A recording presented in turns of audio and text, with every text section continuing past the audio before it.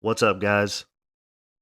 So we're here to go over UFC Vegas 68, Lewis versus Spivak.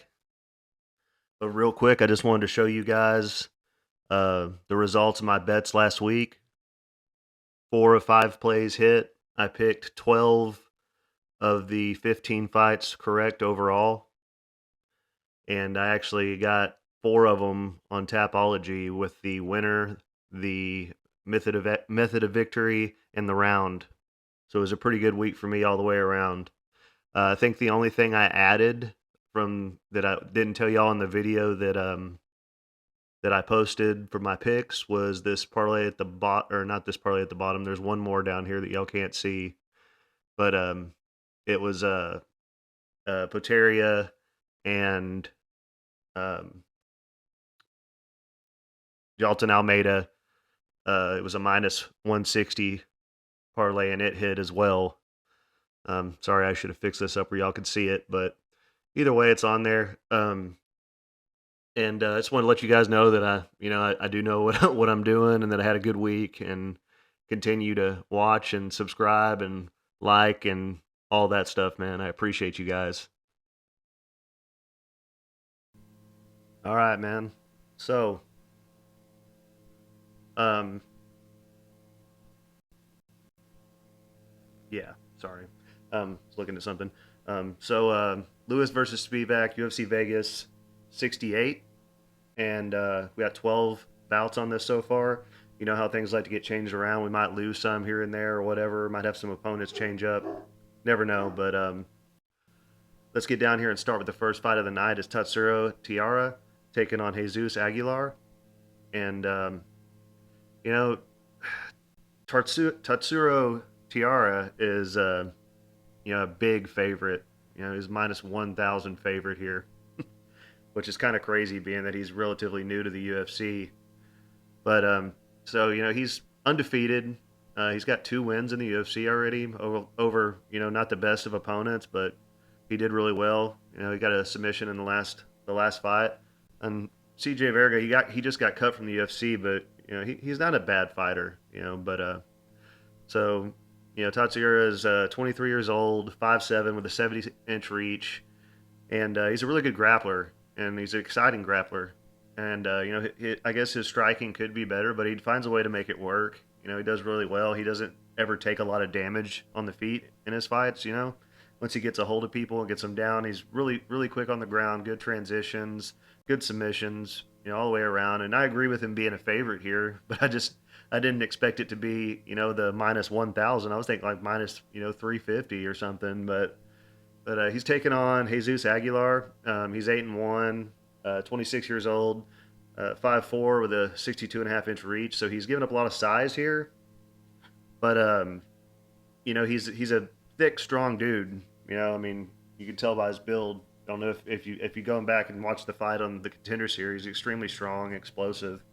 Um, my problem here is with him is that he can't make the mistakes that he was making on the Contender Series fight against Tiara. He tried like an inside trip on the wrong side and basically pulled his opponent down on top of him.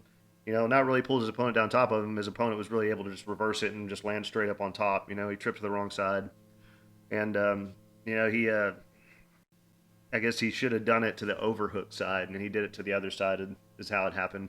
Either way, whatever. Um, but he wound up on bottom quite a bit. He kept getting reversed, and you know, he gave up several takedowns in that fight, and it wasn't the best look. Because the guy who was fighting wasn't a very accomplished grappler or anything.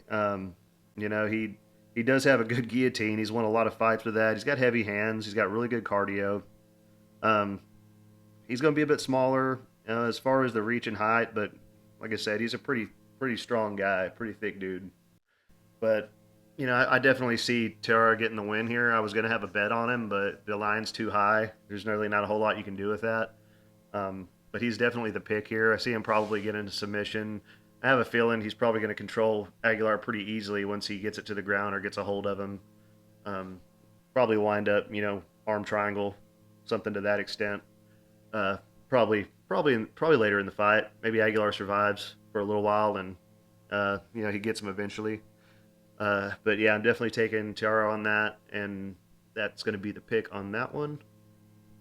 And next up, we got Jun Young Park taking on Denis Tiuliulin. And, you know, Tiuliulin actually really did surprise me in his last fight, even though it was against Jamie Pickett. He put on he's super tough, and he's a really durable, like kind of sprawl and brawl type guy. He's got heavy hands, got a great chin. He can take a lot of punishment. He's got decent takedown defense. Maybe not against like the super high level wrestlers.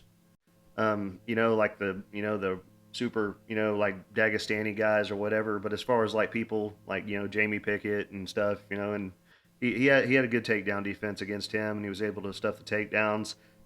He's coming over from M1, and there's a lot of tough Russian guys, fighting in M1. So this guy, his record's 11-6, but I guarantee you he's fought a lot of tough guys. So can't really fault him too much on that. Um, he's fought in decent competition, so he's got good elbows in the clinch. He's he really surprised me. Like I said, he's a tough dude, and I could totally see a world where he kind of just keeps putting the pressure on Park and puts him away. Park is he's 31. He's not the biggest middleweight. He's going to be giving up 4 inches of reach here, but he's really tough. He's always given up the size to his opponents. He's well rounded, and he finds a way to make everything work. He's got decent power in his hands. Originally I had thought, looking at this, that Park was gonna, have fought the better, tougher competition. But really, looking back on it, the Eric Anders is probably the best guy he's fought so far, especially after what happened to Gregory Rodriguez over the weekend. But I know Tiuliulin hasn't fought the best competition like in the UFC as far, as like the first guy he fought was pretty good, but he was just thrown in there on short notice. He was expected to lose that fight, and he lasted for a while, so you can't really fault him on that because that dude is super tough. The guy he fought in his debut, um, but like I said, he's fought a lot of tough Russian guys over there, and I'm tempted on a Tiuliulin pick here, honestly. But my brain tells me that Park's better. Well, he's more well rounded, and he's probably better, for the most part, where the fight goes. It's just if he's going to withstand the pressure and the power of Tiuliulin, and if he's going to be able to get Tiuliulin down. If he can get Tiuliulin down, it's his fight all day. So the pick is going to be Park here, but I do see a world where Denis Tiuliulin could win this. After watching the tape back on it and watching 3 or 4 of his fights, and he's a tough guy, man. So, and he is 30, almost 35 years old. So maybe he doesn't improve much more than he is now, but he has a chance, especially with the way he fights. He makes people fight his fight, kind of. So if Park doesn't get him down, it's going to be a long night for Park. Park can get him down, control the grappling. Maybe he gets a submission of some sort. Maybe a rear naked choke, second round, third round. But yeah, Park's going to be the pick on that one. And next up we got Jin Young Kim taking on Mandy Bohm. And there's not really a whole lot that you want to say about these two here. Jin Young Kim's got a 9-6-2 record, although she has fought a lot of tough people. She's 33 years old, 5'7" with a 72-inch reach. She's on a 4-fight skid right now, but she's tough opponents. Electra Grasso's about to fight for a title. Molly McCann, she's not the best, but not bad at all. Priscilla Cachoeira, she's beating everybody right now too, so that doesn't look like such a bad loss in hindsight. And she had a split decision with Jocelyn Edwards. And Jocelyn Edwards is a pretty good striker.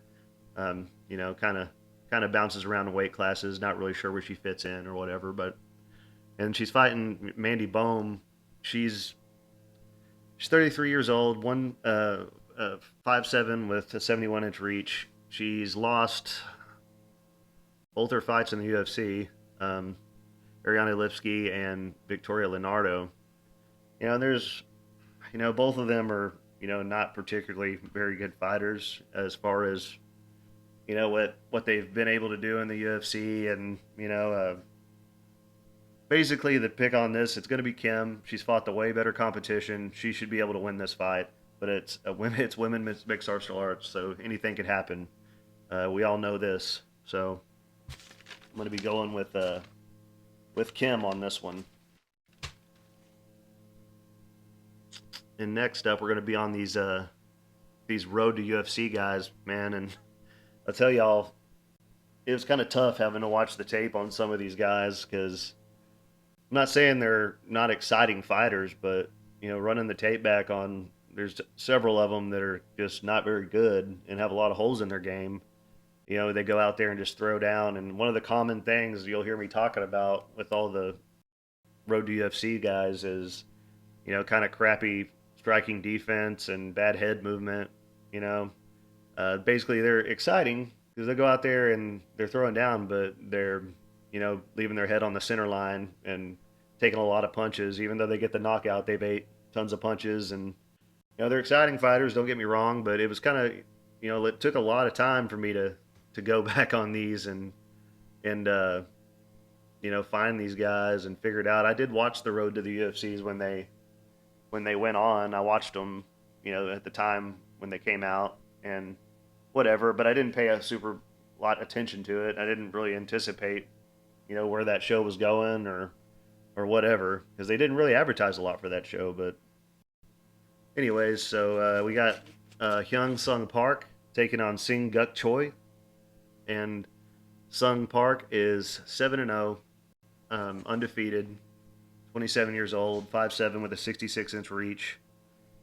Really hadn't fought the best of competition. That's kind of the story with a lot of these guys from the show. He's super hittable. He got straight dropped by Totnoy Karam in their fight right at the beginning of the fight. But he ended up winning that fight. But also the guy who was fighting was a straight Muay Thai guy. Basically no ground game at all, very little. So I think that's why he was able to come back and get that win. But he was looking horrible on the feet in that fight. And he's pretty hyped up. A lot of people are picking him here and stuff. And I think it's more of a pick'em fight, really, based on what I've seen, from him. But he's pretty good sized flyweight. He's fast. If he does have a good height and reach advantage, he can use it pretty well.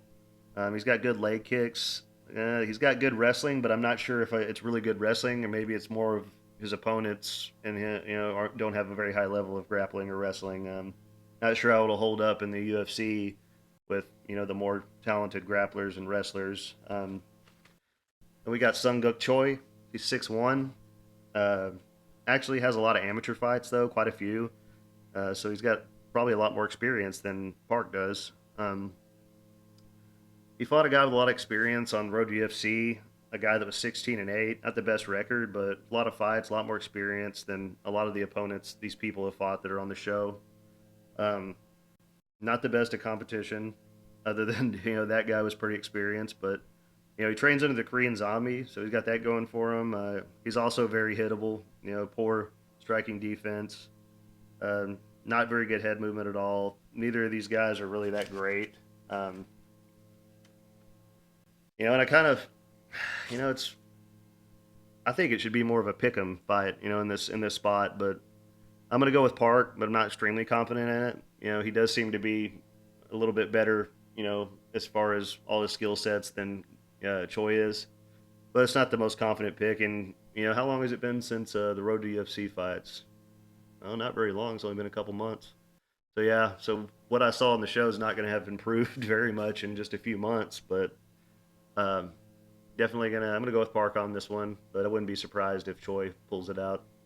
Um, so next up we got Rinya Nakamura.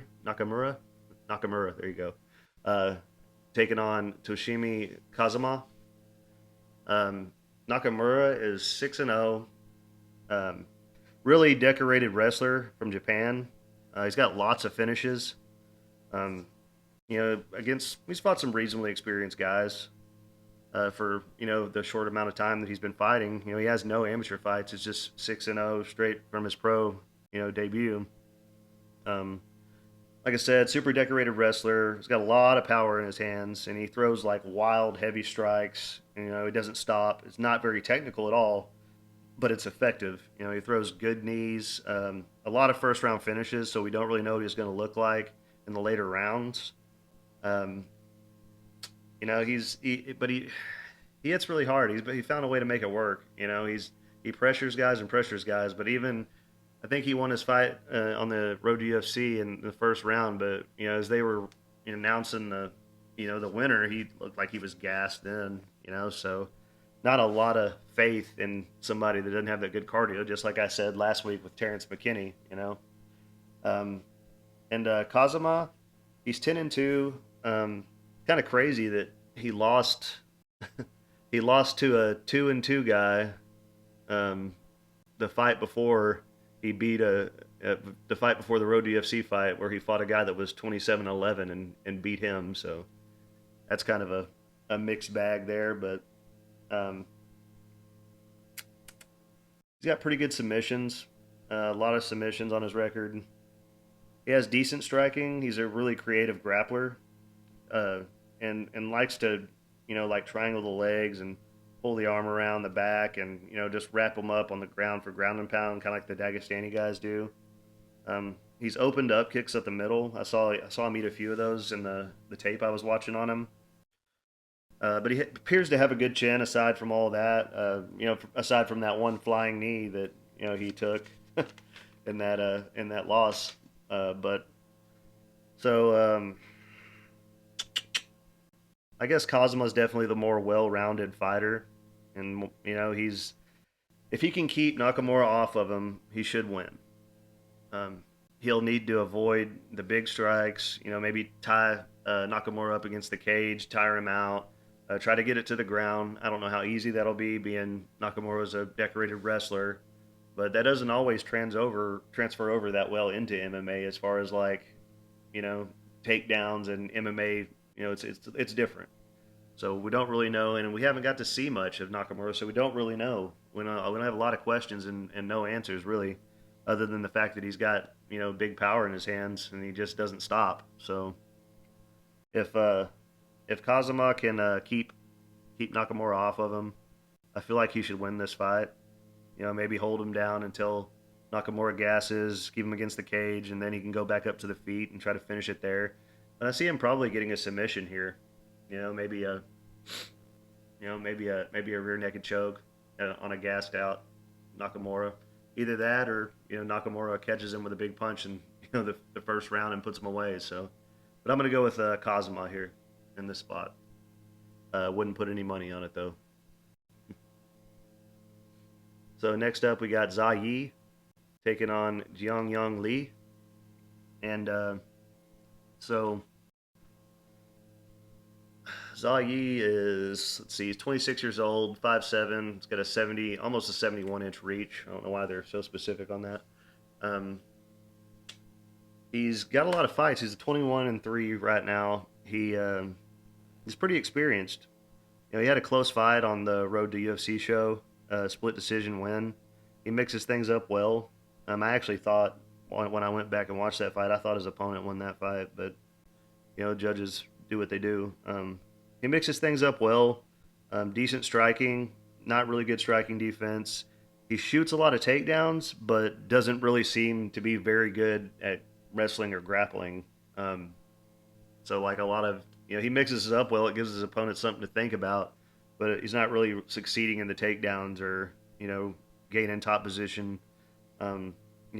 Control time. He's not really getting a lot of that. A lot of getting reversed and everything like that. So I wasn't really impressed with that part of his game.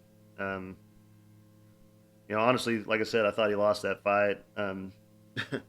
But his opponent, Young Lee, is 9-1. He's going to be the bigger guy here for sure. He's got the longer reach.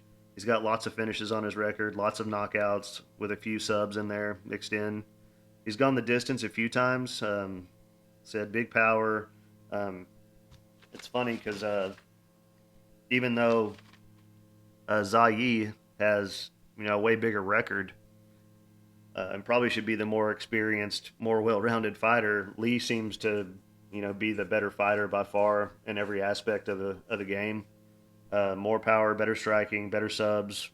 Only worry I could possibly have with him in this spot is how he looks in round three, but I think he's got this fight in the bag for sure, and I think he probably gets an early knockout as Zai's very hittable. I'm going with Lee first round finish by knockout.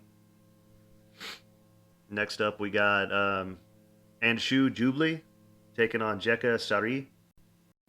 Hopefully, I'm saying his name right. Um, Jubli is 6-0. He apparently is a -120 favorite. I'm surprised. He's fighting out of India. He's 28 years old, 6 foot tall. At I believe they're fighting at 155. He's got a 69-inch reach, so he's pretty tall for the division, but doesn't have a super long reach. His opponent's 5'8", and they actually have the same reach here. Um, a lot of decision wins on his record. He went to a split decision on Road to UFC. He's got good straight punches and fast hands. Not a whole lot of like wild swinging out of this guy. He's pretty technical. I did notice that he seems to back up, like back straight up when he's rushed instead of like circling off to the side to get out of danger. He kind of backs up straight, which could be a problem. It makes him more hittable. But decent enough angles and footwork, for sure. Aside from the being rushed and just backing, straight up, but pretty good angles, good footwork. Like I said, doesn't have good wrestling as far as what I can tell. He did stuff a takedown or two in the fights that I watched, but and he also did give up a couple, and he was able to pop right back up. So maybe not too terrible, but he's definitely a more striker type guy. Kind of like a kickboxing type, really. But I like what I see out of his striking for sure.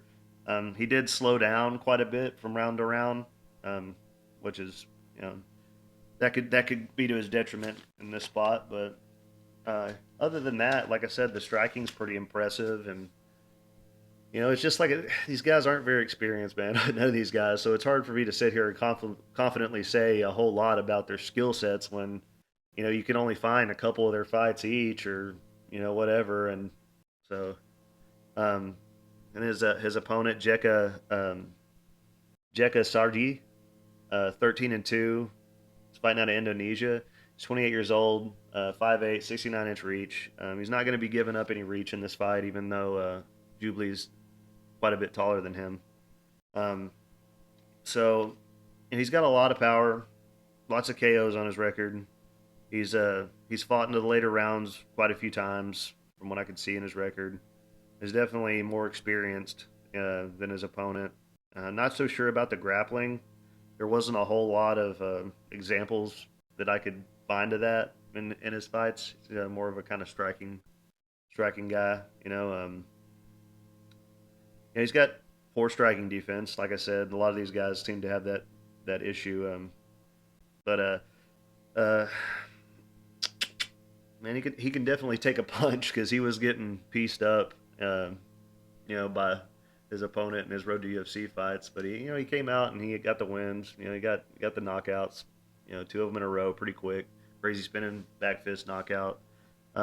This fight was a lot harder for me to make a pick on, because I feel like it's going to be just a straight up striking affair, this fight. Both these guys fight that way, and although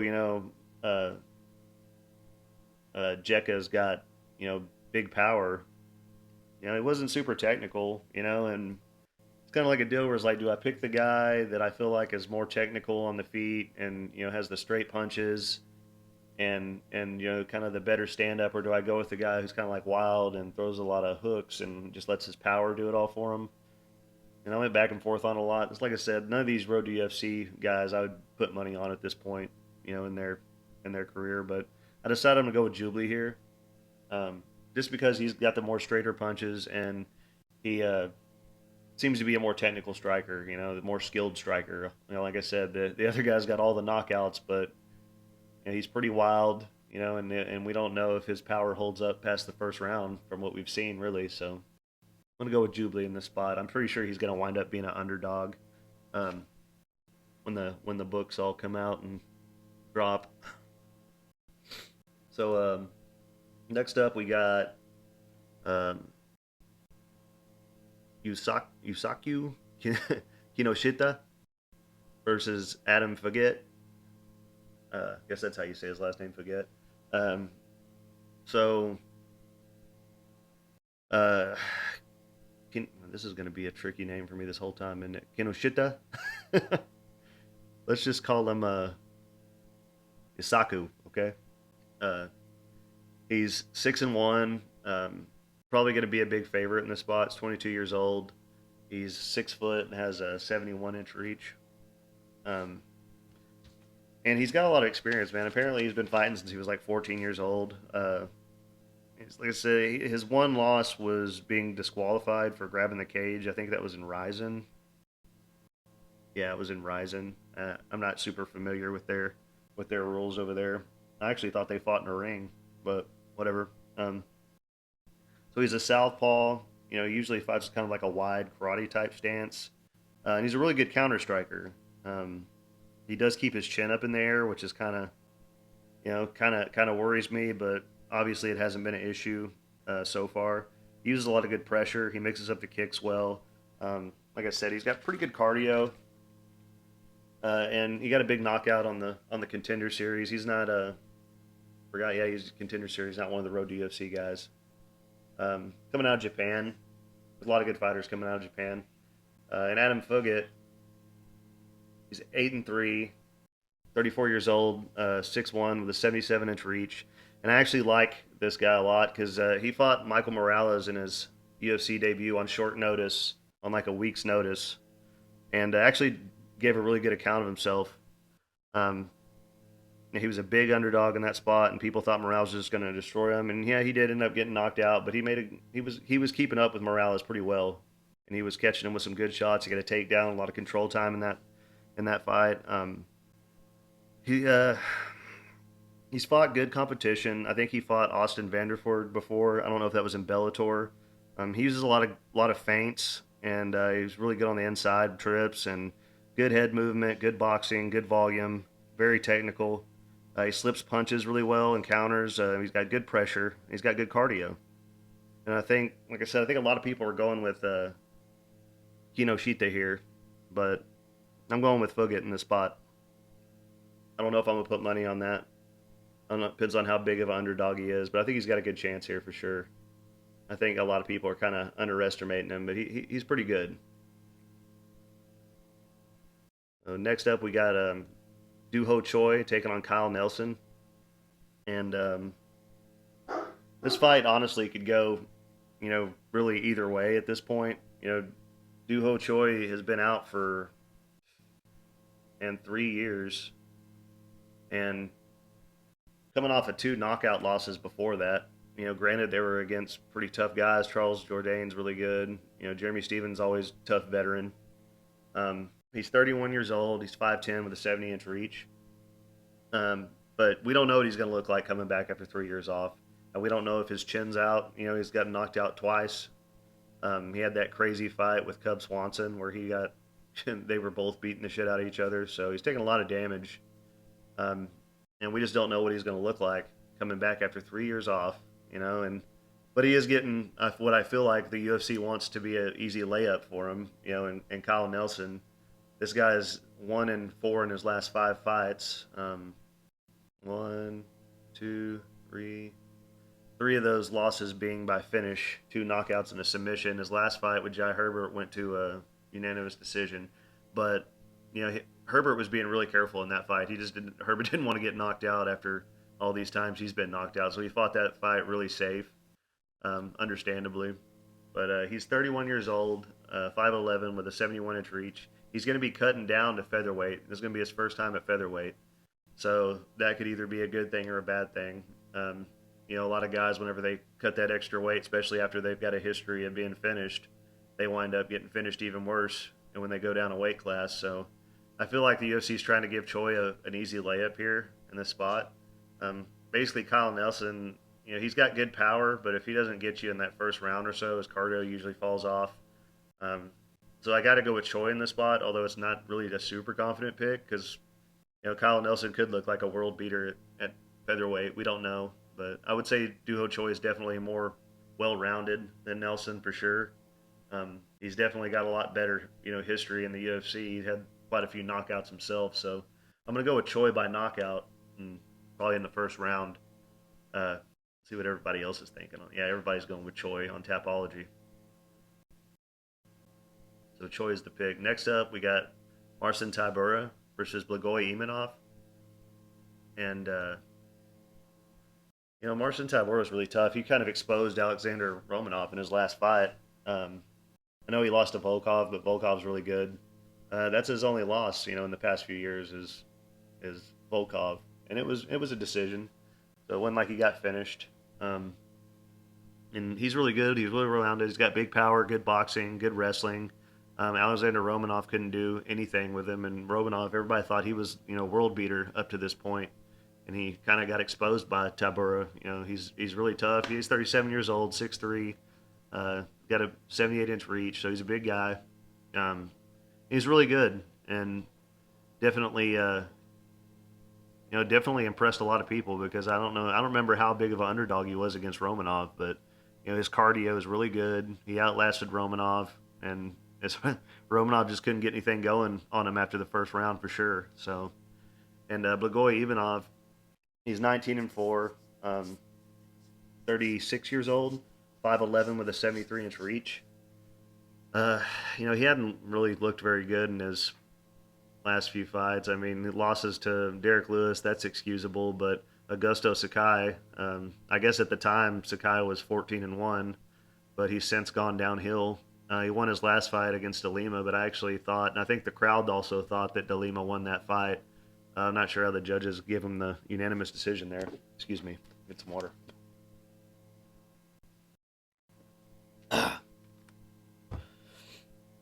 But yeah, he's actually pretty short for a heavyweight. He's 5'11". He's only got a 73-inch reach, so he's given up 5 inches of reach in this spot. Both of these guys don't really come in at the max weight. They're both about 250 when they come in. Everybody on Tapology is going with Tybura. I'm going with Tybura, and I'm going to go ahead and say that Tybura is going to be he's going to be one of my plays. I got him at minus 200 in this spot, and I don't have a whole lot of action on this card, this this week because there's a lot of like all the road to UFC guys and stuff. They're not very good. Fights could go either way. We don't know as much about them. Not as familiar with them. Had to do a ton of research. For half of those guys won't even be in the UFC. Ever. So a lot of research for not a whole lot of payoff since I wasn't putting money on any of them. But like I said, going with Tabura in this spot. He's definitely the more well-rounded fighter all the way around. I think he'll definitely get the win here in this spot. Will he finish Ivanov? I don't know. I'm going to say he wins by decision because he Ivanov hasn't been getting knocked out, so he's been going to decisions. I think he holds up pretty well. So let's just say Tabura by decision. And next up in the co-main event, we got Jung taking on Devin Clark. So Jung's 15-3-1. He's really good. He's 6'4". He's got a 78.5-inch reach. He did lose his last fight to Dustin Jacoby, and Jacoby's one of these guys that I've had money on basically in all of his fights. And I really like Dustin Jacoby. He's a really talented kickboxer, and he typically doesn't get a lot of knockouts, and I was really surprised that he was able to knock out Jung in their fight. He didn't even really get a chance to get going. He got caught early on and finished. So that was surprising, although I did expect Jacoby to win that fight. He before that, he's got a lot of wins. He got a knockout over Kennedy Nchekwu, decision win over William Knight. He went to a split decision with Sam Alvey, which isn't a very good look. But like I said, he's got a knockout over Mike Rodriguez. He's looked pretty good up until the Jacoby fight, and he is really good. He's well-rounded. He's got decent grappling. He's got good power. Pretty good boxing. Not horrible striking defense either. maybe not the biggest or not the fastest guy in the division, of course, but he's a pretty big guy, so can't hold that against him. Then he's taking on Devin Clark. He's 13-7, 32 years old, 6 foot with a 75-inch reach. So he's yeah, so he's giving up 3.5 inches. So I'm pretty sure Don Jung's got this fight in the bag. I mean, Devin Clark's a really tough guy, but he just hasn't been able to put a lot of things together. I mean, he's got a loss to Ion Kuzulaba, which isn't a very good look at this point because Kuzulaba I think is probably on a 3 fight losing streak right now, and he's kind of been exposed. If you can't figure out how to put a guillotine on Ion Kuzulaba, then I don't know what's wrong with you because he sticks his head in there every time. But Devin Clark's got good power and stuff, and he impresses me sometimes. But it's kind of against like William Knight's not the although he's a super big guy with a lot of power, he's not really the best of opponent, and he's definitely given up a lot of size to Devin Clark in that fight. And I don't see Devin Clark being able to pull this one out in this spot, especially after being knocked out in his last fight. He actually was not doing horrible in that fight until he did get knocked out. But everybody's going with Jung in this spot. I'm going with him. Um, I'm gonna have a play on him in this spot. I'm not sure what the line is right now. I want to say it was like minus 220 or 230, but I'm gonna have money on Don Jung in this spot. It sucks that there's really not a whole lot of spots that to make money on this card. Um, maybe fight doesn't go the distance is a better line on this one. Maybe that would be smarter. I'll have to look at that. And like I said, I'll definitely post any bets that I add or whatever. I posted on my the fight day the ones I added, and nobody watched the video anyway. Pretty much the only videos that get watched are the fight prediction, the full cards. So, and in the main event, we got Derrick Lewis taking on Sergey Spivak. So supposedly, Derrick Lewis has lost a lot of weight. That's the rumor. So they had some pictures floating around. It looks like he lost a lot of weight of him running, doing cardio, which surprises me because he's always talked about how he doesn't like doing that stuff. And but he's 37 years old, 6'3", 79-inch reach. He's fought all the best people in the division. He's knocked out Curtis Blades. He's lost to Cyril Gahn. Knocked out Chris Dawkins, which is in hindsight not a very good win, but he's only fought in the best guys, and he wouldn't catch any breaks when he fought, Sergey Pavlovich either, which a lot of people thought that got stopped too quick. But Pavlovich is a killer. He would have just kept taking Derrick out in that spot. But so, are we going to see a new Derrick Lewis? I kind of want to take him in this spot, just because I'm a big fan of his, and I'd like to see what he looks like on weigh-ins before I do that. But if he does look real good at weigh-ins, I might consider an underdog play on him. I know he's going to be an underdog in this spot. Um, but yeah, he's Sergey Spivak, 15-3, 28 years old, 6'3", 78-inch reach. Uh, Usually about comes in about 250. He's got some pretty good wins. Well, I guess I say that. He lost to Tom Aspinall, got knocked out there. A lot of his wins are against super low level heavyweights. I mean, Oleski Olynyk's good, but he's almost 50 years old. Jared Vandera, he beat him, who hasn't done that. And Greg Hardy, in hindsight, wasn't a very good fighter. He's cut now, and Augusto Sakai, I don't think has won a fight, and he might not even be in the UFC anymore. So there is that, and part of me wants to take a shot on Derrick Lewis here because Sergey is going to try and get him down. He's going to try and hold him down. He's going to try and submit him or ground and pound him out. But a lot of people have trouble, keeping Derrick Lewis on the ground. So it's kind of one of those deals where I think maybe he does get Derrick down, but we can't keep him down, and then maybe Derrick lands a bomb, in the third or fourth round, fifth round. And also, we've never seen Spivak go, four to round 4 or 5. So I know he's going to be a favorite in this spot, and just for pick's sake, I'm going to pick Derrick Lewis. So if I see what he looks like at weigh-ins, and if he looks like he's lost a lot of weight and like he's in super good shape, then maybe I'll have an underdog play on him in this spot. I mean, I know like I said, we got well. It's actually not as wide a margin as I would think. 60% Spivak, 40% Lewis on Tapology. So it's a lot of people are giving Lewis a shot here, just like I am. So yeah, going back, the only two plays on this card so far are Marcin Tybura at minus 200. Don Jung, I believe he's like 230 right now. I got to put that in when I get finished with this. And yeah, man, there's just not a lot of good spots on here. I would have liked the tatsuro tiara play, but he's a minus 1,000 favorite. There's no money to be made on that, and I would have considered doing the Jung Park, but Dennis Tiuliulin has a good chance to win, whether anybody wants to admit it or not. So I'm too scared to go with that one. But maybe I don't know. Looking forward to next week. So, but I'm gonna do something different next week. I'm gonna do like a competition, see if anybody can guess the total number of strikes from both the guys in the main event, and whoever wins that contest or gets closest to it, or if you can guess it, I haven't decided yet. Um, we'll get a autographed UFC pitcher. I don't know which one I'm going to give up yet. I got a Holly Holm, a Donald Cerrone, a Demetrius Johnson. I think I got some other ones on the way, so I'll figure it out. I haven't quite decided how I'm going to do it yet, but I'm going to do it on next week's card.